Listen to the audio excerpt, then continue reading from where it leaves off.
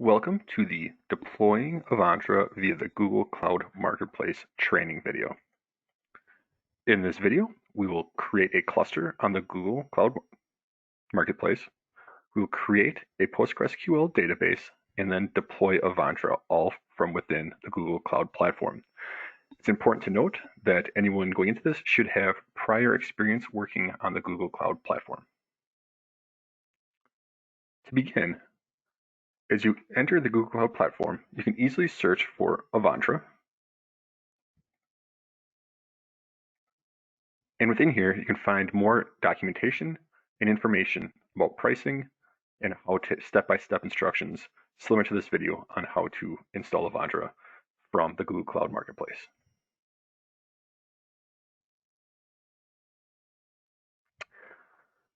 So as I go into the Google Cloud Marketplace, you see I'm in a new project here. And the first thing I'm going to do is start by building a cluster. So to do so, I'm going to select Kubernetes Engine and Clusters.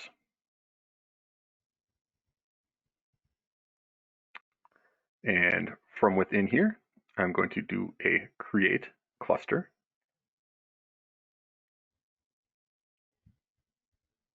And I will name it Avantra or whatever you'd like. Oops. I can select your region. For this, I'll just keep it where it is here and keep it as a static version as well. You can select the default pool, and there's nothing that needs to be changed in here. You can keep it as the name default pool, number of nodes, 3 is fine, enable auto upgrade, enable auto repair. We'll select nodes. And in here for Avantra, we can select the series E2. This works well for small deployments of Avantra. If you are looking for a larger SAP landscape, maybe 20 to 50 more systems, we scale it up a little bit. And if you're going to do a much larger, hundreds or thousands of SAP systems and servers, we can definitely scale it up a little bit as well. But for this, we'll just keep it as it is. And from here, we will just select create.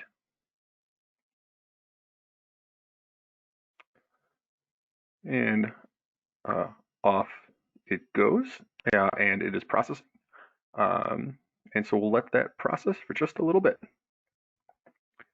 All right, as you now see, the Avantra cluster is running. That took about 4 minutes for that to run.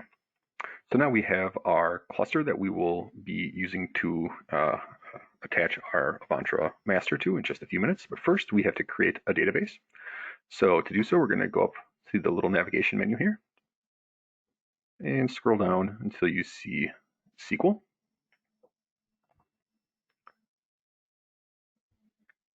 And from in here, we're going to do a create instance. We'll do a PostgreSQL database.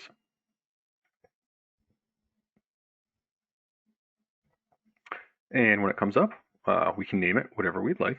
Let's do, oops, I always do capital here, gotta be lowercase. And then we'll do a default password as well. And they can select the different regions. And for Avantra, it's important to note, we cannot use PostgreSQL 12 at this point, so we'll use 9.6, 10, or 11. So for this, I'll just select 11. We can do our show configuration options. And what we want to make note of in here is we want to make this a private IP. And just keep that as a default.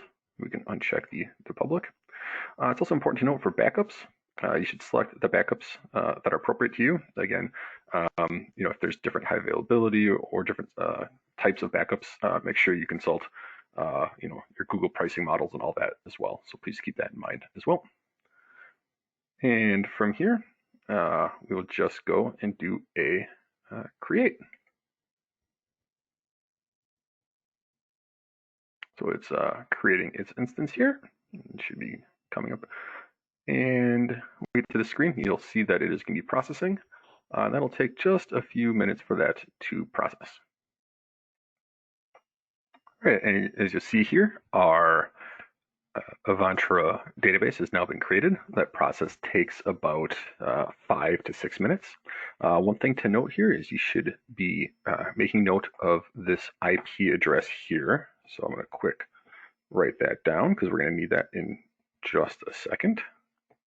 And we also want to go to users, and we're going to do a create user, and we'll just make this one, actually we'll go Avantra, and make this the password Avantra as well.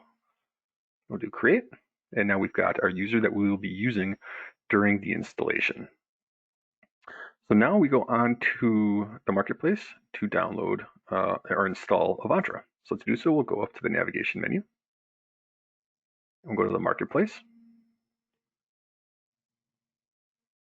And we'll search for Avantra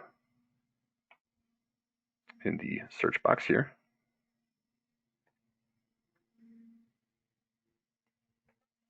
And initially, you'll have to purchase the plan, which won't have a price to it. And then we can go to configure.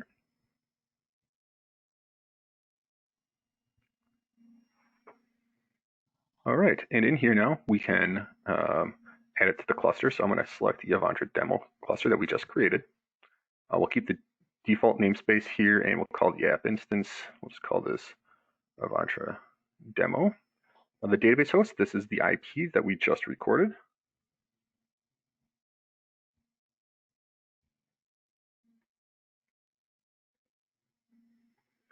All right, 172.29.1.3.5. The database port will be 5432. And the database user will be what we just created.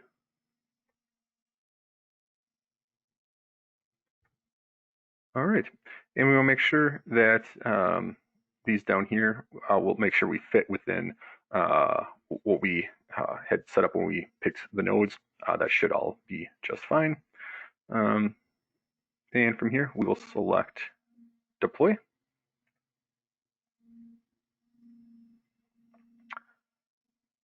And pretty soon you'll see the installation process, and this takes just a few minutes as well. All right, and as you now see, our Avantra demo system here has been created. One thing you should note though is there's a little warning here that is normal. So if you come down here, you'll see that the Avantra demo pods have warnings. Really, that's just, as part of our licensing and everything. That's just all that is. So you don't, if this is the only warning you have, you don't have to worry about that. You see, there's a few extra steps we need to take here before we continue. So this is everything we have here. So now we can go into the setup of here. So first things first, we're going to go to services here. And we want to make note of the Avantra Master IP. You see here, so I'm going to quick write this down. We're going to need this a little bit later. We don't need it right now, but we will in just a second. So I'm just going to take note of what that IP is. You do not need the port on that. All right. All right, and I'm going to go back to our applications here. And you'll see when we get back into the application, we'll go into the Avantra demo. It's the one we just created. There is an Avantra UI here. We want to click that, and that's going to pull open our Avantra UI. And there's a couple extra steps we need to take here. So you see there's a create and verify database. So while we created the PostgreSQL shell, we have to actually create the Avantra database. So you'll see that it is processing here.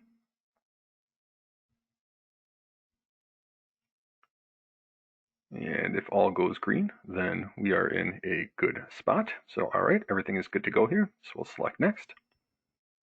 And now we want to create a username and password. This is very, very important that you remember this password. This is going to be how you're going to log in before we create any users. So I'm just going to create a quick password. and do save and sign in. And this is essentially the first time logging in, so it's gonna do some database validations, so on and so forth. And we are now here. So one last thing we need to do, first thing is log in. So this is going to be what we just created, that user and that password we just created, and log in. And we now have a brand new Avantra installation. Don't mind the warning here about the master status not running. We'll take care of that in just a little bit. And first thing we have to do, we just wrote down an IP. If you remember, about 2 minutes ago, we need to go make a parameter set. And essentially, this is a rule set that every time Avantra talks to an agent, it tells the agent the first time, this is how you report home back to me. So we need to update what that is. So the first things first, we'll go into our configuration. We're going to create a new parameter set here, and we'll call this master port, and we'll make this a server. And essentially from here, I'm just going to use a define specific ad hoc custom selection. And I want this to be for all systems that are going to be connecting. So the easiest way to do that is just use system role and move everything over, because everything has to have a role. We'll do save and close. We'll select apply. And then we're going to go to our parameters tab. We're going to select new. And we're just going to put in our master host and select enter. And in the value here is where we're going to put down that IP that we just created, or just wrote down.